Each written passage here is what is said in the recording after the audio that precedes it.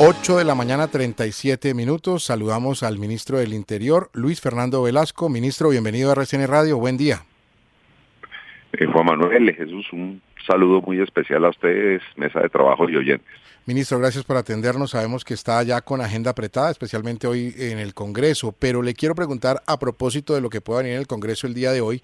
Ayer nos quedamos con dos versiones. Una, la del presidente de la Cámara de Representantes, David Racero, diciendo que se congelaría el trámite de las reformas sociales en el Congreso, ¿sí? Y la segunda la entrega Alexander López a la salida de un encuentro en la Casa de Nariño con el presidente Petro, donde él dice que no, que el presidente dio la instrucción de seguir adelante con el trámite de las reformas en el legislativo. Le pregunto a usted, ministro, ¿qué va a pasar hoy? ¿Van para adelante las reformas o no?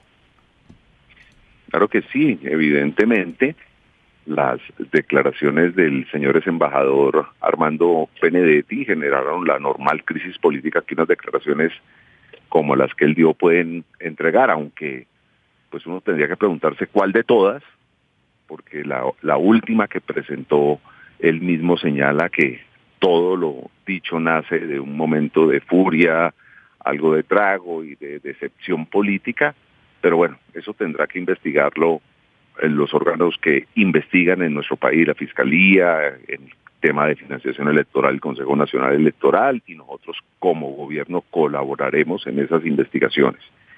Lo segundo es que la tarea del gobierno es gobernar. Y, por ejemplo, el próximo fin de semana el presidente con su gabinete y buena parte de los institutos va a La Guajira, quiere revisar qué está pasando, qué se ha avanzado en el plan Guajira, qué no se ha hecho, qué hemos hecho bien, qué no hemos hecho bien, y arreglar problemas, o sea, solucionarle problemas a la gente. Ese tema de la atención en salud allá nos preocupa. Yo siempre he contado que es doloroso doloroso decir, perdón, que buena parte de los niños que han muerto por desnutrición tenían carné de una EPS, lo que significa que tener carné no siempre es tener salud. Entonces es ir, revisar en terreno, trabajar con la gente, con las autoridades regionales, con las autoridades locales, lo que deba trabajarse. Y el Congreso, pues hacer su tarea, revisar las reformas que el gobierno ha presentado. Nosotros llegamos al gobierno diciéndole al país que íbamos a hacer esas reformas.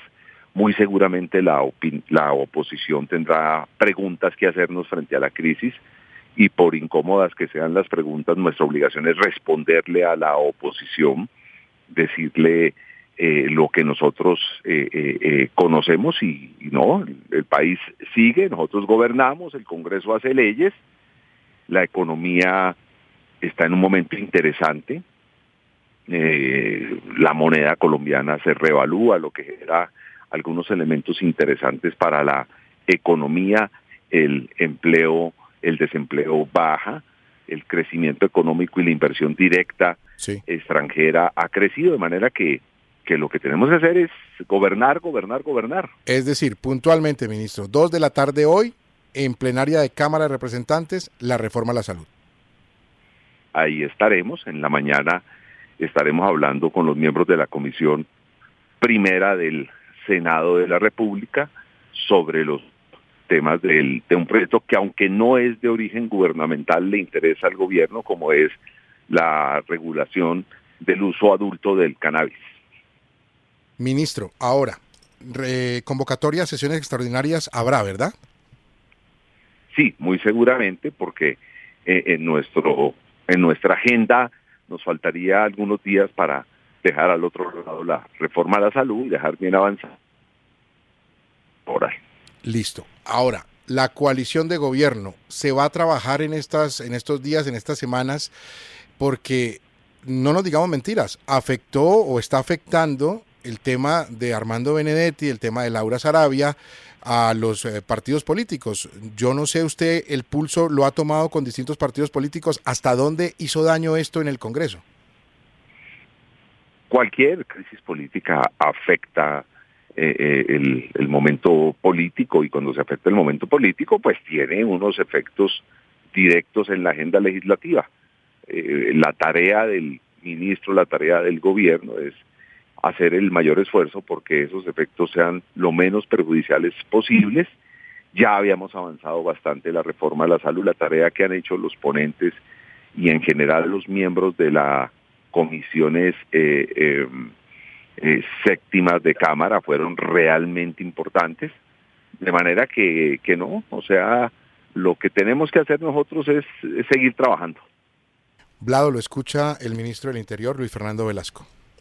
Ministro, yo tengo una inquietud y es, usted habla de que todas las crisis indudablemente afectan de una u otra manera a los gobiernos, pero ¿hasta qué punto esta crisis se puede deber a una desconexión del presidente Petro, a un liderazgo como, no sé cómo llamarlo yo, distante será? Porque a veces pareciera que Petro va por un lado y sus colaboradores por otro. ¿Cómo le puede haber pasado eso con dos colaboradores tan cercanos que si pienso yo hubiera habido una buena comunicación del presidente con ellos, esto no se habría presentado? Y cito el caso de la exministra de Cultura que dijo que nunca habló con Petro y se fue con ganas de hablar con Petro porque en los meses que estuvo en el ministerio prácticamente no habló con él, y ha habido otros funcionarios del gabinete que dicen que nunca hablan con el presidente. La que les ofrecía el puesto y la que les quitaba el cargo era la señora Saravia. ¿No será que le falta al presidente más contacto con su equipo? O, se lo pongo de otra manera, ¿usted cree que no hay un mea culpa que hacer de parte del gobierno en algún sentido? Vlado, todos los hechos políticos ameritan reflexión, todas las acciones de gobierno se pueden mejorar, se pueden hacer pues de una mejor manera. Por ejemplo, le he escuchado y creo que el señor presidente tiene entre sus ideas, a pesar de la muy buena tarea que adelantaba la doctora Laura Saravia, generar un espacio más directo con sus ministros. Entonces parte de esas tareas es probable que las asuma Carlos Ramón González, que es el director del DAPRE. En la parte política, pues el Ministerio del Interior tendrá que decir mucho sobre eso, y el presidente ayer, por ejemplo, tuvo un diálogo muy largo, muy interesante. Trabajamos casi hasta las 12:30 de la noche con todos sus ministros. Revisamos Plan Remate, que es un plan de ejecución de más de 400 obras en todo el país. El presidente con alcaldes y gobernadores quiere adelantar esa tarea. Le pide a sus colaboradores una mayor agilidad en la ejecución, o sea, gobernar más. Y bueno, todo elemento de crítica constructiva y autocrítica que podamos hacer, no la vamos a hacer, porque nuestro compromiso es cumplirle al país. Precisamente queríamos ahondar, ya que usted nos da la oportunidad de contarnos lo que pasó anoche en Casa de Nariño. Sabemos que el consejo empezó sobre las 10 de la noche y, como bien usted lo señala, se fueron pasada la medianoche. ¿Cómo vio al presidente? ¿Está muy afectado, ministro, por el tema de Laura Saravia? ¿Y quién hizo las labores de Laura Saravia ahí en el Consejo de Ministros? ¿Quién estuvo anoche obrando como lo que hacía Laura Saravia como jefe de gabinete?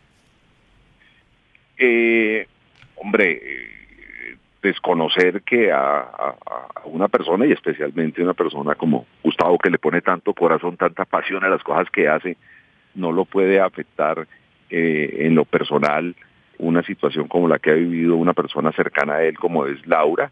Incluso el propio Armando, hoy, independientemente de las dificultades en las que ha puesto al gobierno, pues hay que recordar que él ayudó y fue un hombre clave en el proceso que llevó a que el pacto histórico ganara la presidencia, y fue una persona realmente cercana al presidente. Y por supuesto, pues ese tipo de cosas a cualquier ser humano lo afecta. Lo que pasa es que Gustavo Petro es un líder muy curtido, es un hombre que ha vivido casi que toda su vida al límite, sabe reaccionar, es un buen analista del momento internacional y del momento nacional que vive el país, y sabe separar lo que puede ser algún tipo de afectación, digamos, emocional o lo que usted quiera, con sus labores y sus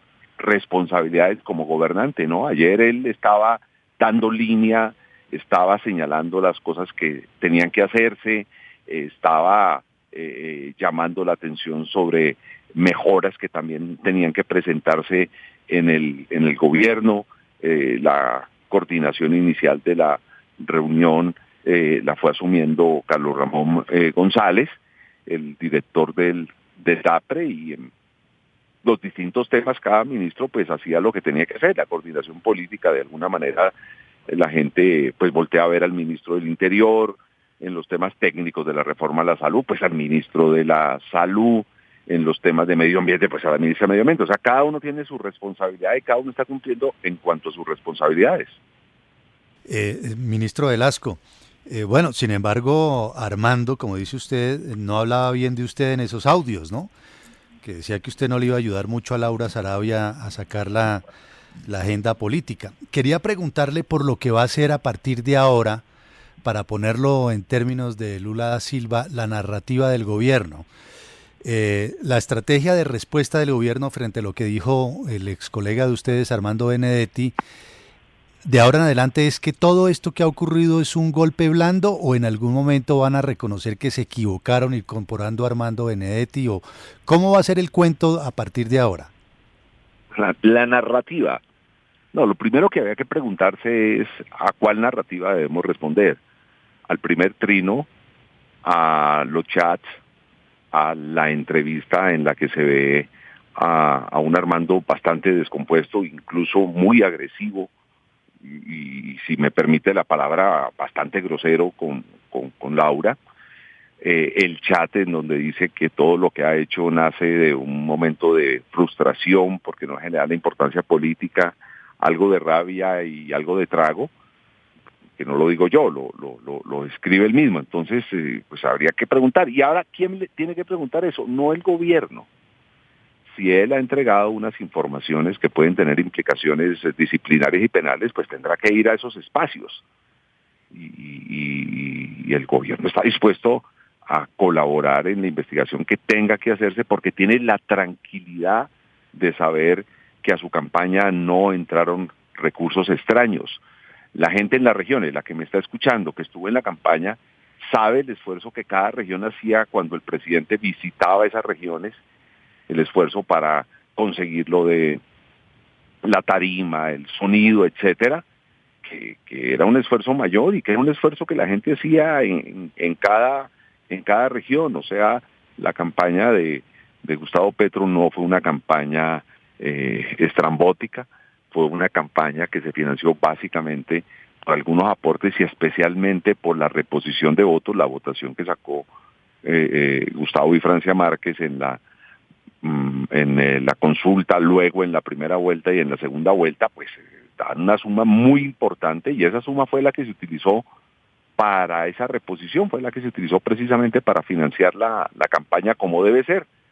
El gerente está perfectamente tranquilo, él por ningún lado le aparecen los hablados 15,000 millones de pesos porque es evidente que esa plata no entró a la campaña, pues claro, es que el gerente nunca recibió esos recursos, de manera que él está listo para la investigación, sí. Pero esa es la investigación.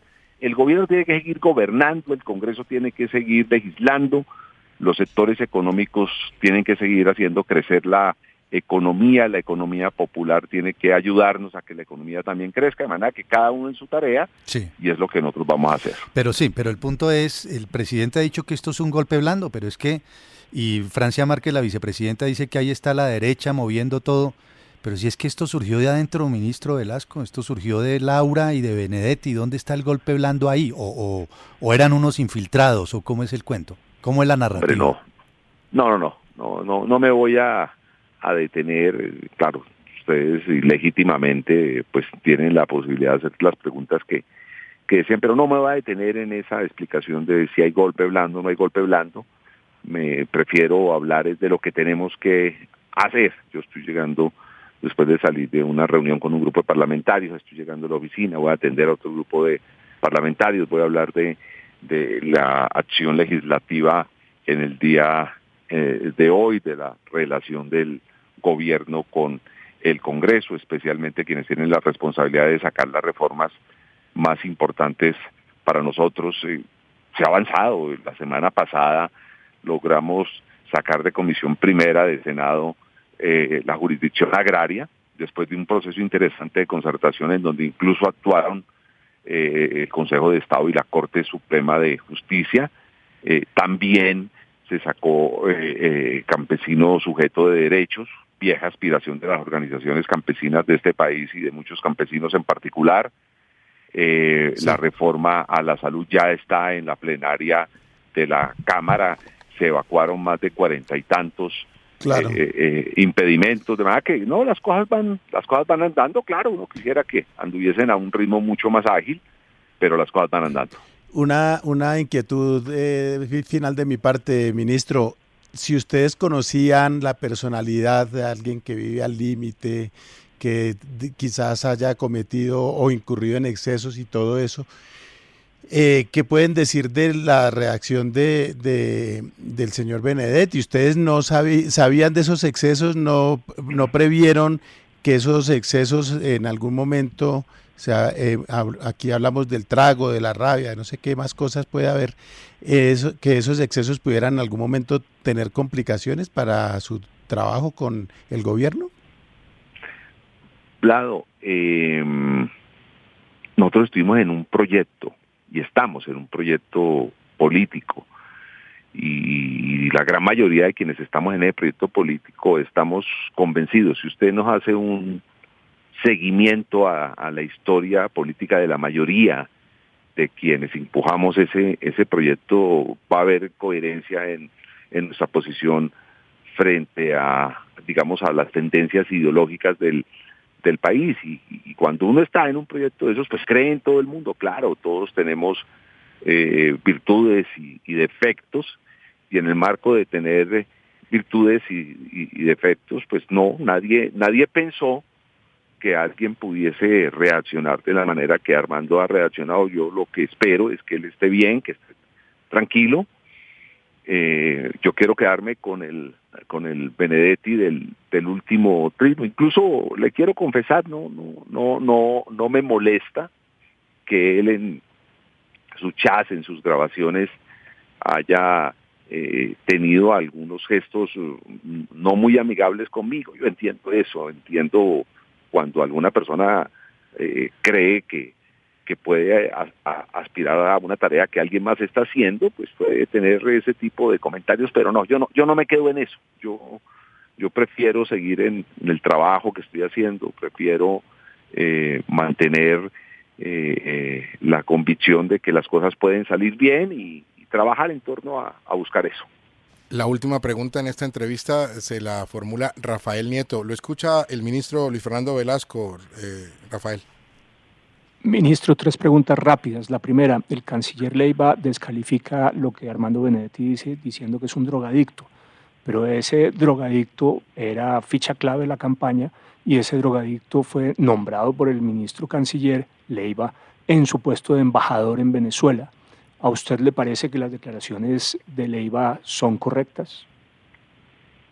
No me ponga a comentar declaraciones de mis compañeros de gabinete. Lo que sí debo decirle, y además sin esconder, es que evidentemente Armando gozó del presidente en campaña y en los inicios de su gobierno, y ahora con estas actuaciones pues pierde esa confianza, y al perder esa confianza es retirado del gobierno.